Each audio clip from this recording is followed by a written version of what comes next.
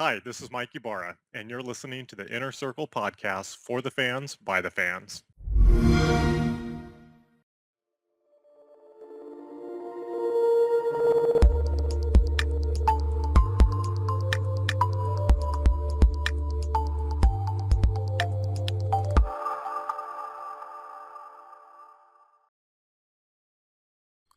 Welcome to the Inner Circle podcast, the premier podcast for Xbox One. I'm your host, KORXKL, and with B Money 101, Skittles 1323, and Anchorman V, we make up the Inner Circle. Today we have with us guest Mike Ybarra, the Director of Program Management for Xbox. Some of you may have known him from Twitter. Some of you may have seen his name in articles across the internet. However, his work is all over the Xbox One's interface, and especially the new Xbox One experience and backwards compatibility. He is the man that leads the team that brings all those cool features to the Xbox, and today we get a chance to talk to him about that and the future of the platform. So without further ado, let's get started. Thank you, Mike, for giving us the opportunity to talk with you. It's been a long time coming, and the fans are eager to hear what the future of Xbox One and Windows 10 may hold. However, before we take steps into those deep waters, let's get to know Mike Ybarra a bit better. How did you get started in the industry and eventually end up at Microsoft working on Xbox? Yeah, it's great to be here. It's a funny story. I started gaming way back, probably when I was around 10 years old. And at the time, it completely took over my life. I mean, I would wake up, I would game. And back then, you went to, Blockbuster Video and rented video games and took them home and just grinded them the whole weekend to beat them before you had to return them on Monday. Right. And, that established just a raw passion for me around the entertainment. It got me really thinking about, how are these graphics being shown on a TV and how does this work? And so I think it starts with just an inner passion that you really want, and at a young age or even older. And that results in just you diving into the medium and just trying to learn everything you can. And you go through high school, you learn some programming, you go into college, and really it's just the passion and the love for gaming on any platform that piqued my interest in this in gaming. It started with Mario on NES, went to PC for many years, and time flies like a blink of an eye, and here we are today. And I'm fortunate enough to work at Xbox, and it's been a heck of a ride. Yeah, it has been. What do you think during your career has helped you be the most successful? Well, everything has a bit of luck, and I think luck plays a little piece in here. To me, I just go back to something I said. It's really just loving what you do. Right. People get really lucky when they get to their job is something that they absolutely love doing. I tell many people I would almost do this job for free because it's making games and it's making a platform, and that's just I just love being in that form. And so I think the inner passion that you have really helps a lot in the space, and combine that with some luck and the right opportunities at the right times, and it works out well. It's funny you say that because it's like, I remember just checking out some of the people I follow, the executives and things like that, and I was surprised to see how much time Phil had put into Destiny. And I was like, wow, Phil, you do all of this and you're like the head of Xbox? But then I check out your gamer score. And I'm like, wow, Mike really plays games. Like, these guys really play games. They really understand us as gamers. And it's just funny. I think that's important. That's what you said. You said everybody in the industry should be doing this. Yeah, I couldn't stress that more. I personally believe that if you're in the industry, you have to play. And I think I'm Steam level 23 or so on PC. I've Wow. 190, 2,000 something on Xbox. I've got a lot of trophies on PlayStation. I play everything. I'm a gamer at heart, and I think it's critical because Xbox's focus over the last year plus was about listening to fans and what they want, and responding to that with a product that we create, whether that be in the game or in the system OS and the features that we deliver on a monthly basis. And so To me, I game, and yeah, my gamer score is high, but my gamer score would be high if I was an employee of Xbox or not, because I love the meeting and I love Mm, interacting with the fans and playing with the fans and meeting people. mm-hmm. I still sit in IRC channels with my old guild from college. It's Wow. just true gamer. Yeah. That's awesome to hear. It really is. I want to congratulate you and the team as well on building such a slick new interface for Xbox One. And I'm sure there's still plenty of things to address and minor features to add back. But with that said, how does the new interface change the Xbox One's architecture? And how big of a role will DX12 have for the OS now that the Xbox One is DX12 ready? Yeah, it's a great question. First off, thanks. I appreciate, the whole engineering team really likes the fan feedback. And yeah, you guys certainly let me know what features you want back or adjusted or what doesn't work. And so you keep us on our toes. And we really appreciate that. Really, the interface is just something that sits on top of the real change, which is us putting Windows 10 on Xbox One. It literally is the biggest update we have ever done on the Xbox platform. It's a complete wipe of what was existing on the hard drive, and then putting Windows 10 on it, pulling all the content licenses back, and getting everybody back up to speed where they're at. And Windows 10 lets us not only do things now in terms of monthly features that we want, but as we look forward to the future of Xbox and where the platform is going, that technology will really let us do things that were impossible on Windows 8, which is what Xbox was when it launched based on. And so it's really about getting Windows 10 on there, aligning to the company's goal of a single dev platform across devices so that developers can create games at lower cost and easier to distribute. And then fans get them faster and they're better quality. So from an architectural standpoint, obviously nothing in the hardware changes, but from the software standpoint, it's a complete redesign. Hmm. That sounds interesting. Does I guess that would affect games in the same way once we start to see these games built from the ground up on DX12. What do you think we should expect from that? Yeah, I mean, DirectX 12 will give developers better optimizations and use of the CPU and GPU to some extent, and we'll start seeing some of those coming out in the near future. I can't disclose anything here on the talk, but we'll start seeing some of that, and we'll also, one of the biggest advantages of DirectX 12 is that it's across all platforms now. It's on Mm-hmm. PCs, it's on notebooks, tablets, Xbox. And that allows developers to focus on a single API set for their games and take advantage of that across those platforms. So we look forward to seeing that. Fable Legends and other games like that are cross-platform can really use that technology. Right. Now, obviously, with DX12 being, such a critical thing, I think more than anything, the big thing was you guys kind of accomplished what you set out for with the original Xbox of getting Windows in every home or trying to get Windows in every home with the Xbox One. And that's a hell of an accomplishment. After two platforms and so many years later, Windows 10 is in every home through Xbox One. That is something pretty special. Were you guys very excited and proud of that over at Microsoft?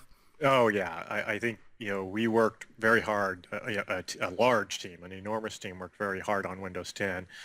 We have a lot of work to do. We still listen to fans, but we're proud of the release. We like the fact that it's in homes, that the cross-platform play and the opportunities it opens up for both developers and consumers is something we're super excited about. I can't wait because I have a new tool chest of options for the engineering team to bring new features to fans, and Oh, I think they're going to love those. well, that's nice to hear. With the latest update, I know a lot of people are still just wondering, when is that first groundbreaking DX12 game, going to show off on the Microsoft platform, and we're still kind of waiting for that. So, what type of answer do you give gamers who are still kind of questioning what DX12 is going to do for the platform? Yeah, I mean, DX12 for the Windows 10 platform is going to be a significant advancement for us, and I think games take a long time to build, and so we have to be a little patient. Windows 10 just released, not even months ago. And so for new games to come out to take advantage of that, I think gamers have to be a little patient.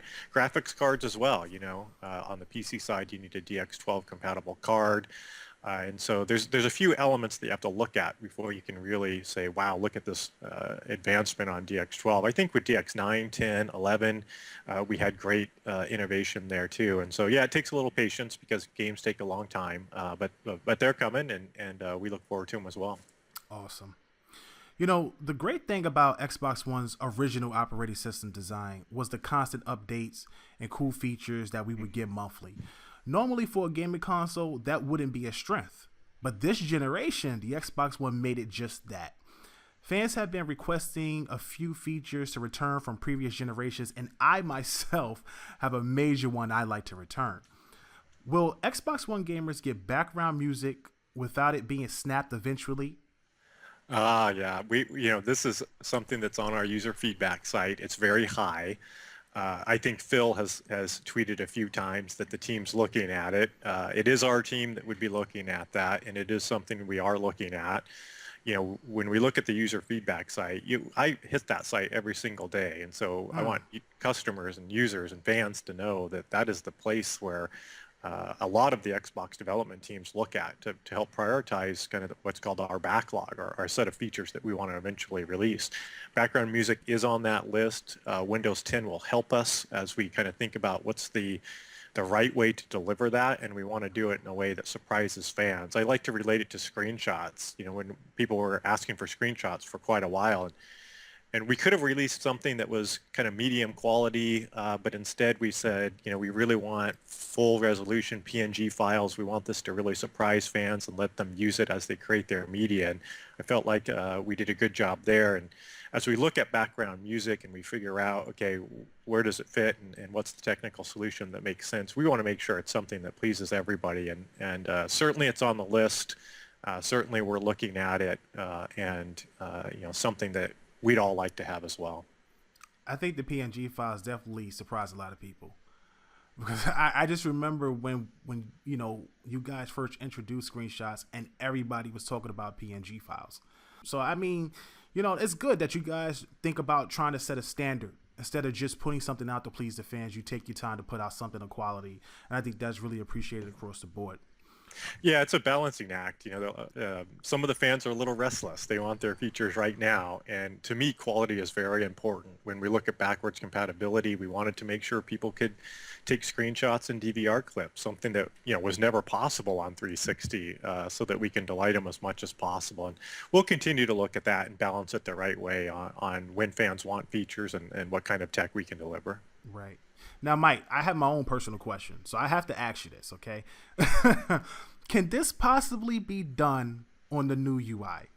The return of Movie Party, but across all major movie and TV apps like Hulu, Netflix, and Crunchyroll. Oh, that's a good question. I always like to say that anything's possible in software, and I think with the platform we have, scenarios like that are possible. It just needs to be something that people vote for on the user feedback site, and we see that there's lots of interest, and we go attack. That's hard, because I've been trying to get that thing voted forever. Some people don't remember, but it was one of the best features on Xbox 360 in my opinion. I spent hours, groups of friends, watching movies and watching anime. I could imagine guys, and girls getting together to watch Game of Thrones on HBO. Just in the party and just being excited, or the latest movie that hits the movie and TV app. Like, I just think it would be such a cool feature and such a social feature that could really, put Microsoft as like the social king, when it comes to Xbox. And, you already have the community area. You guys are working on background music. You have all these social things. In my opinion, probably the best multiplayer infrastructure on any platform. And then you add something like that, I think that would just really tip the scales. Yeah, it's really good feedback. It's funny because a lot of people ask us bring 1 versus 100 back and all of these social experiences like that Yes, bring that back, please. that have groups of people playing together. And so we have a whole social team, a social engineering team in the platform org. They have a backlog, and we're looking at all kinds of things, including some of the items you mentioned. And really, we'll use user voice. And then there's things that we as an engineering team want to bring to consumers that maybe haven't been developed yet or experimented with enough. That we'll also prioritize on that backlog. But I think it's good feedback. I mean, we certainly want Xbox Live to be the social network, social gaming network and entertainment network that people engage with, and feedback like that helps us. Awesome. Now, Mike, before we move on, I had a lot of fans harass me to get these things to you, and I tell them, listen, you got to go to the feedback site, but I just want to rattle off a few things just to put it in your ear, put a bug in your ear. Some of the things that fans would like to see return or would like implemented into the Xbox One is party chat output through both headset and TV speakers. Oh, yes. Another thing they would like is changing the console language without changing the location. Yep. We hear that one every time I'm at Gamescom or in Europe or outside the US. That one comes up a lot. Phil talks about that as well. So both those are certainly things we're looking at. Okay. Another one is swap the guy buttons. Double tap for dash, single tap for snap. Yes, please. Yes, please. I use it all the time. I love having the snap feature. I would really love for it to be a single tap as well. Yeah, it's funny. This came on with a lot of good feedback at the latter half of when we were doing the new Xbox One experience. And I can say here that it is something that we've demoed and looked at, and we continue to look at, and we'll continue to listen to feedback. Okay. Two more. Allow previewers who want to leave back out without console wiping the system. Oh, that's an interesting one. So the way that works today is if it's a whole new operating system like Windows 10 was, so the preview program for the last few months, then to go back you do have to wipe out, but not when you're just going incremental builds. And so people that are in the preview now that the Windows 10 update is out, they won't have to wipe if they want out. Okay. Awesome. Well, there you go, guys. You got that answered.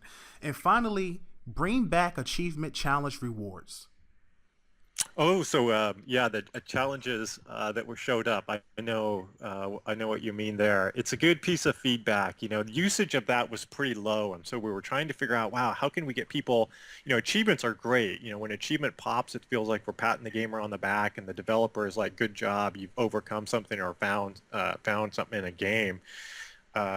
Challenges is one we're looking at and saying, how do we get more social involvement with users and give developers the opportunity to reward them for playing their games? And so that's good feedback too. And we certainly want to look at that. That's the same social team that would be looking at those items. I'd love to innovate in achievements more and make things both harder and easier for people to get. Yeah, definitely. Yeah, I think with the introduction of the community calendar, if it can kind of be integrated with I that want that to be a little integrated bit, so bad. I think that would definitely help. If you could put a challenge that has to be completed by a certain date and throw it up on there and associate it with that game you're playing, I think more people would take a look at that, because I think it was kind of hidden a little bit. Unless you actually went to look for achievements, you really wouldn't know that there's a challenge available for that game. Yeah, I totally agree with you. One of the problems was they just were very hard for people to discover what they were. Right. And then once they discovered them, their reward for doing it was not as clear as it should be. When you get an achievement, your overall score goes up, and so it immediately is recognized by your friends and people that might be watching what you're doing. With challenges, you're right, they were hard to discover. Plus, when you achieved it, some could give avatar items and things like that, but outside of that, there was no way to really know, wow, how many of the challenges did this person do, and what does that mean for them and their profile and their gaming profile online? All those kind of things are the questions we're challenging the team to say, as we invest in features, let's make sure that there's a part of people showing off their gaming accomplishments and that they feel great about that, and people can discover them and challenge each other to try to get new ones. And yeah, I think that's all great feedback. Mike, Back Compat was the #1 feature Xbox One gamers requested, and you guys delivered that. which in my opinion is big for those of us who are able to still play the games we purchased without having the 360 console. When 360 back compat is more fleshed out, could we see an original Xbox emulator be added to the Xbox One with an Xbox game section in the store area? Oh boy, you sound like Phil talking to me. Yeah, he tweets quite a bit about original Xbox. I'll say nothing's impossible. Right now we are, as you said, very focused on trying to get as many of the games as we can for Xbox 360 games on Xbox One. And we launched 104. We're going to release regular sets of games at a very high frequency. We're not looking at original Xbox One games on Xbox One yet, and right now the focus is making more 360 games work. But I wouldn't say that I wouldn't say that nothing's impossible. Right. Certainly very challenging. Getting 360 to work was incredibly challenging, and really a multi-year engineering investment. Going all the way back to the original, certainly would challenge the teams. But we're fortunate enough to have a great back compat engineering team who loves to take on challenges, and I'm sure they would love that one as an opportunity to go look at. Now, I think Phil said only 4 of you guys worked on that. No, there's quite a big. You mean on 360 back compat? Back compat, yes. Xbox One. No, Yeah. There's a large engineering team on that. Oh, okay. Yep. In regards to like the back compat titles that were selected, and just future ones that may come, a lot of the 360 games, like let's just say the Marvel series of games, kind of lost their license. Is there any possibility that those games could still hit the back compat list? Games like Marvel vs. Capcom 3 and things like that? Yeah, the best thing that people can do is to really go up to the back compat user voice and vote. We look at that. Game developers look at that. That's the channel that I think is the best vehicle to make sure that any one particular title is brought up. There are scenarios, old titles where, for example, they license some music and they no longer have those license rights. Those kind of issues exist. But I would encourage everybody to go up to user voice and vote. I look at that particular list every single day. Okay. It's funny because myself, Anchor, and Brandon, we had a podcast not too long ago, and we discussed backwards compatibility and how it really benefits you guys when it comes to releasing new titles. If let's just say, for example, if you guys were to maybe eventually get Alan Wake 2, I'm just putting that out there, Phil, if you're listening. But if you guys were to get Alan Wake 2 and then eventually had BC for Alan Wake, that's a benefit for the people out there who haven't played Alan Wake. And I haven't played Alan Wake, so I would like to play it. And I think that's really cool. It's an added bonus to, being able to play something new, as well as revisiting the original title that was on the Xbox 360 at the time. And I think that could be done with a ton of games. I could imagine if somehow you guys got Red Dead Redemption and then Red Dead Redemption 2 came out. Geez, that would just be insane. That would be insane. Yeah, I mean, I really like that E3 where we had big announcements, pre-order Fallout 4, get Fallout 3. The uptake of that, I think, is just great for gamers because people that are new to an IP that are like, wow, it's version 4.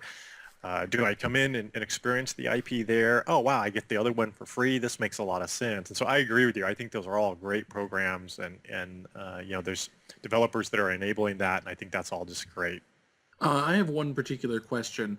If you had to order the priorities of the Xbox division right now going into 2016, out of these 4, how would you order them in terms of priority in between entertainment, such as TV and music, backwards compatibility, new features, and new games? How would you order those 4 categories in terms of priority? Oh, boy, that's tough. That's a tough question. I think, we are all gamers, and so I'm on the platform side, but I would be encouraging us as an organization to focus on games. Games are what we all are buying these consoles to play, and so you got to have a great lineup. This holiday, I think Phil's done a great job It's, in my opinion, the best holiday lineup that we've had in Xbox One. And so I really feel like we got to continue to focus on great content and great games. Back compat's part of that. It's part of the game's portfolio and story and value add we want to give to users. And so I consider back compat a platform feature, some of the monthly updates that we do. And so I'd bucket that in there as well. Platform runs the Xbox Live service, delivers the monthly features that you see, and sort of paints the landscape about where the future hardware can go. So that's a huge priority for us as well. And so it's hard to answer that question and here's 1 through 4 for you, but I would say we're very games focused and we've got a great games lineup. We want to continue that and we want to back that up with an amazing platform that enables technology like back compat and more social features. You've mentioned some of the things that we're looking at and go on from there. I love the way the Xbox division has refocused from what they originally started with. I think a lot of fans appreciate that, especially the social focus of the feedback of the community, because it really feels like a gamer's Xbox. It feels like for the gamers, right? It's a gamer's console. A lot of the things that you guys have done, whether it was out of the fact of competition, trying to regain momentum, has to me been absolutely positive. From the EA Access deal to back compat to all the features and updates, it's a really, really great console, when you look at it. And, I think that you guys continue to focus on what the fans want and to continue to innovate with this console. I think that this console and any console that you guys do in the future is going to appeal to so many fans. I think a lot of people got burned early, so it may have hurt the install, but I think what you guys are laying down now is going to be such a strong foundation for the future. I think you hit it right on when you say listening to the fans. We really sat down and said we really need to listen to what the fans and their feedback. They're gamers who buy it to play games. Right. And so we have a laser focus on that scenario. Now that doesn't mean that we're going to ignore entertainment. A lot of people watch Netflix and other shows on their Xbox, and we want to make sure that that's a great experience for them too. And so in no way am I saying that's like, third tier or not a focus. It's just for us, if I was to prioritize how I think about things, it's about great games, a great platform that enables those game creators to do the best, deliver the best experiences for fans. And then wrapped around that is a great, over-the-air story that lets you watch TV. Today's younger generation today, a large percent of them, they don't even pay for cable TV. They just watch over-the-air TV through Netflix and others. And so we're looking at that. Yeah, exactly. We're looking at that and kind of saying, how do we make Xbox great there too? At Gamescom, I announced DVR capabilities coming. So we're making big investments there as well, but it's really focused on that over-the-air consumer, not the person that's paying the subscription fee. And those are there's those apps are there too. Sling and elements like that where you pay a monthly fee and get a lot of TV works as well. Right. But I think Xbox is in a great position from an entertainment standpoint to really capture that audience. Right. Now, the focus Microsoft and the Xbox division has changed this gen. And the original idea of putting Windows in every home has finally come to fruition with the latest update. But many gamers, both Xbox and PC, are still wondering how that will all work. In what ways will Xbox One and PC continue to converge? And how do you think that will affect the gaming landscape for Xbox One? Yeah, it's a great question.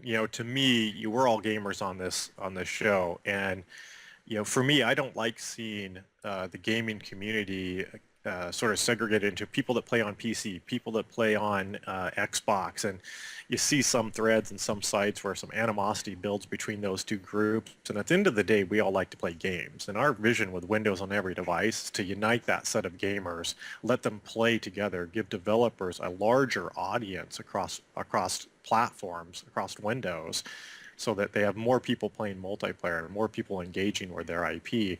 And so I think you'll see us continue to push that forward and try to make sure that investments we make in Xbox Live and the platform are available on the PC as well, so that an Xbox gamer doesn't have to always just be in front of the TV to engage with their social circle or play their games or get on a party chat. You know, I almost called you guys and said, "Hey, let's just do this over the Xbox app in a party chat." But then, you know, probably be hard to record. And Right. but it's really about, you know, getting people together, getting them play together, and supporting them on any device, focusing on the user instead of the device that they're on, I think is something really important for us to continue forward. I'll be honest with you. I might be one of those guys that's a part of the whole animosity thing. Because listen, I'm a console gamer.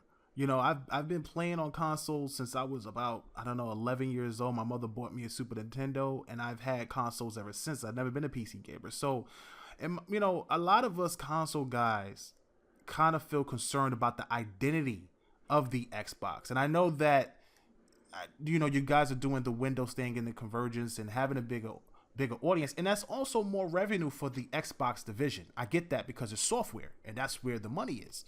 But we feel like games like flagship titles like a Halo or a Forza going to PC kind of, you know, makes Xbox as a console lose its identity, and also may not warrant PC gamers to go out and buy Xbox consoles.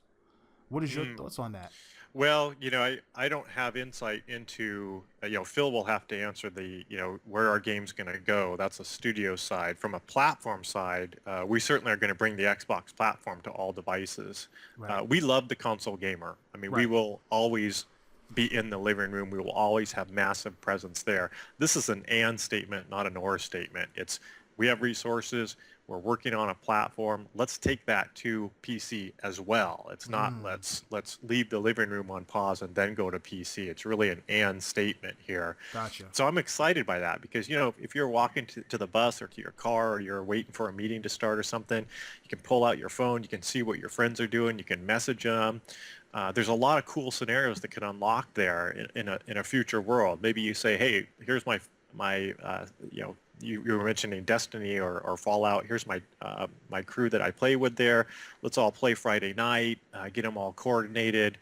You know, I want people to be able to engage with Xbox Live and their hobby that they love anywhere that they are, and that's really what we're thinking about here. Right.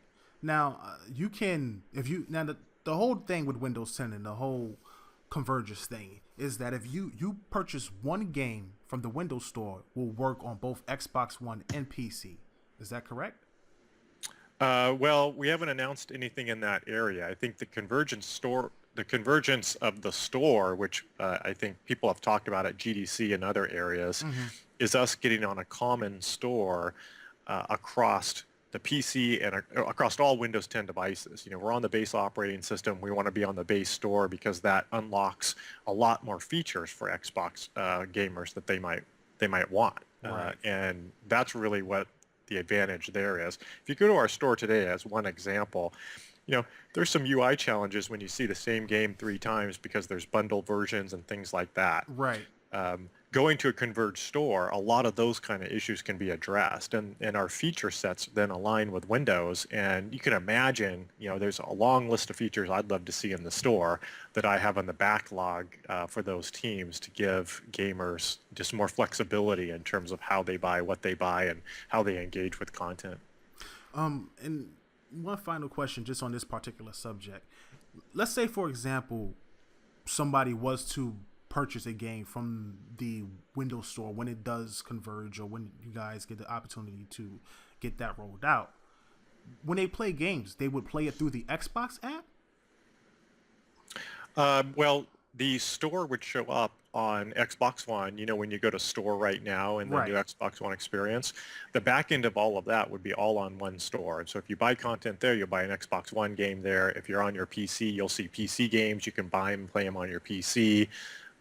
You know, the device that you're on would be the type of content you buy. Or if you're on your phone and you want to buy, you know, a brand new Xbox game just came out, you can buy it and shoot it down to your Xbox One at your home, so it auto downloads it and you're ready to go. We have that tech today.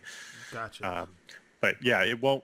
You know, you'll, when I say the Windows 10 converged store, it's just the back end is all the same, but the content would be device specific, so that you could buy Xbox One games in the living room and whatnot. when you load up the game from PC, would the Xbox app open up and you would play it through the Xbox app, or would it just run on your PC like a regular PC game? Well, if you buy a PC game, it would be just a regular PC game. If it's Okay. But if it's Xbox Live enabled game, then you'll go ahead and run the game like normal, but you'll sign into Live. You'll see all your friends. You can I'll tab to the Xbox app, or we have some UI that'll come up, just like the guide that comes over your games right now on Xbox One. Right. You could imagine, we have something called the Game Bar, which is a trimmed down version of the guide that'll come over that lets you send party invites, all kinds of things. You could imagine those kind of features coming in. Gotcha. So basically, there's no, or at least not now or in the near future, where like you buy, like just say you buy Fallout on Xbox, you couldn't then just go to your PC and be like, oh, I already bought Fallout on Xbox. It's automatically on PC. It's still platform specific. You would still have to buy it on PC and Xbox to play the game. Yeah, I don't have anything to announce specifically in that space. There is Okay.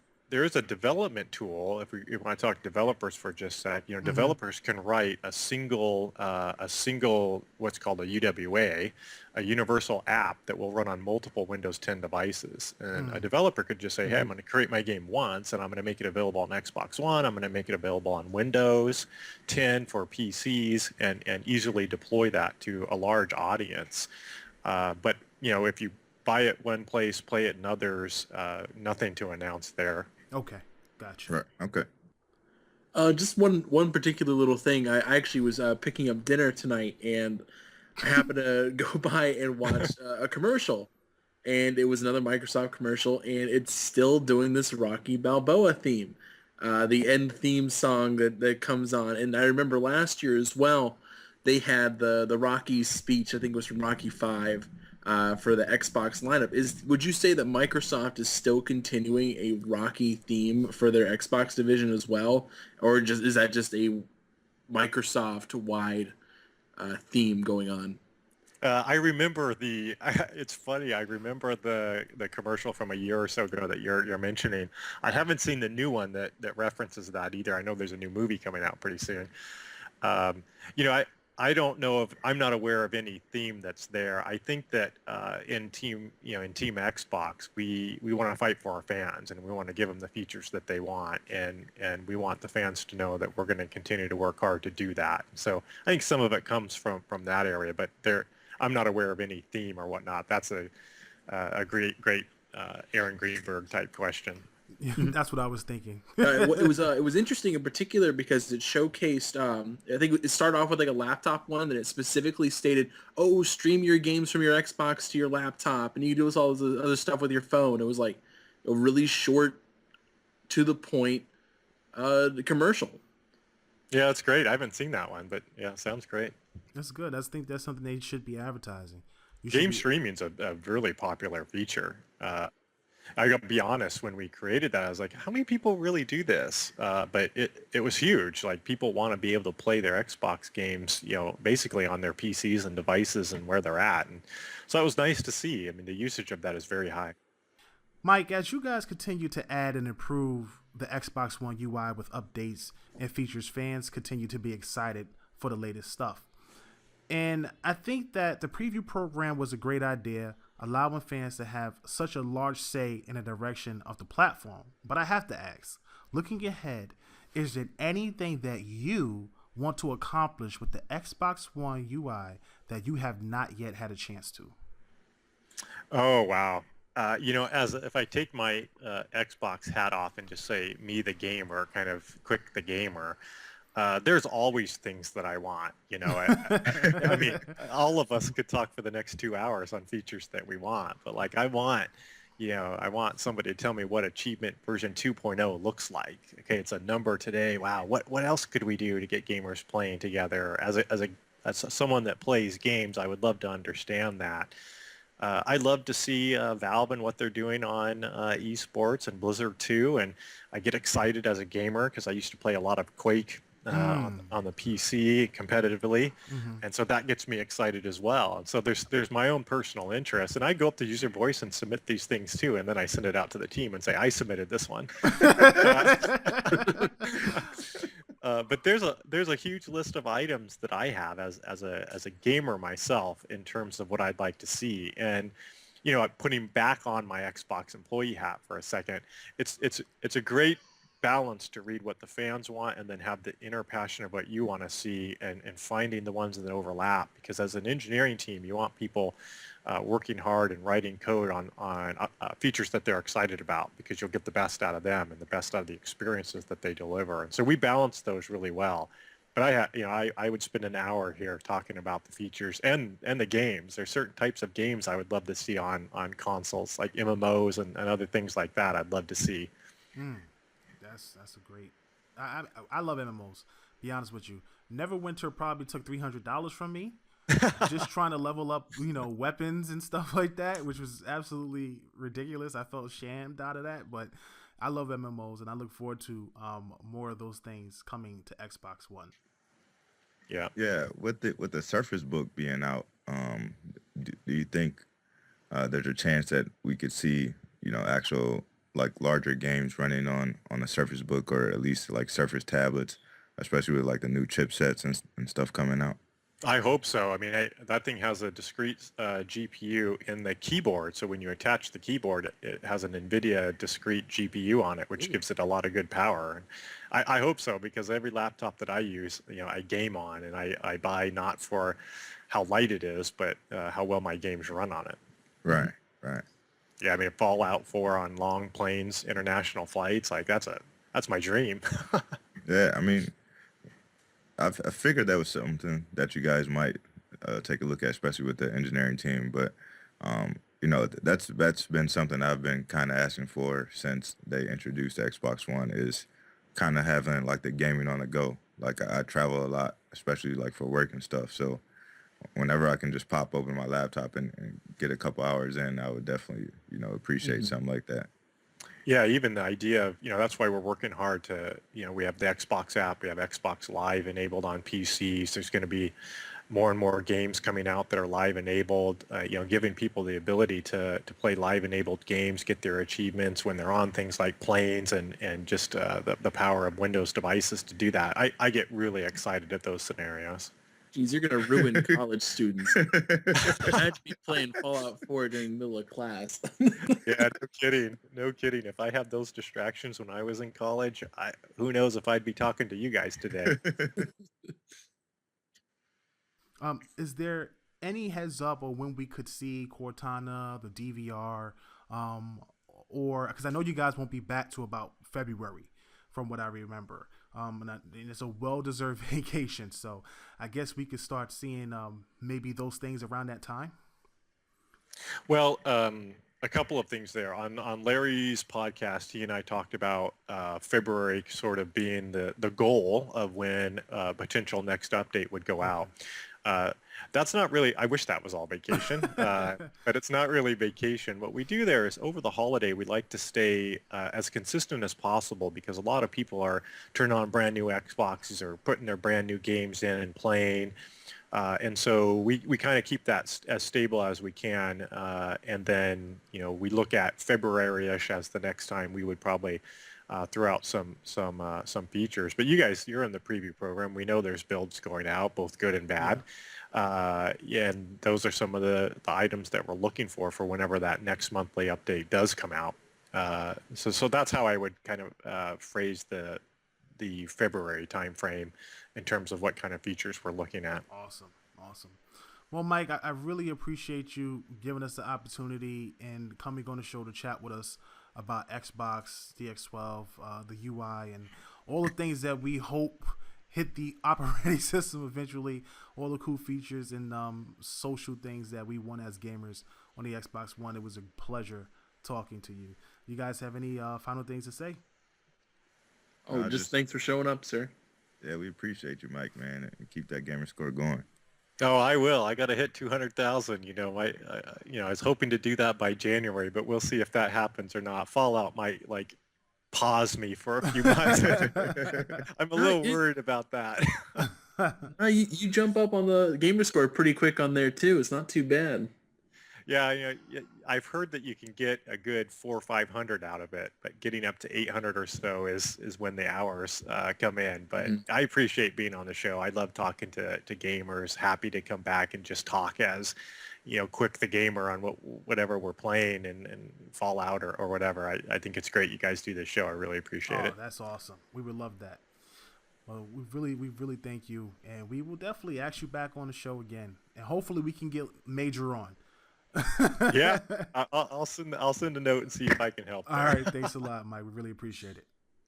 All right, you guys take care. You too. Thank you. For the fans, by the fans.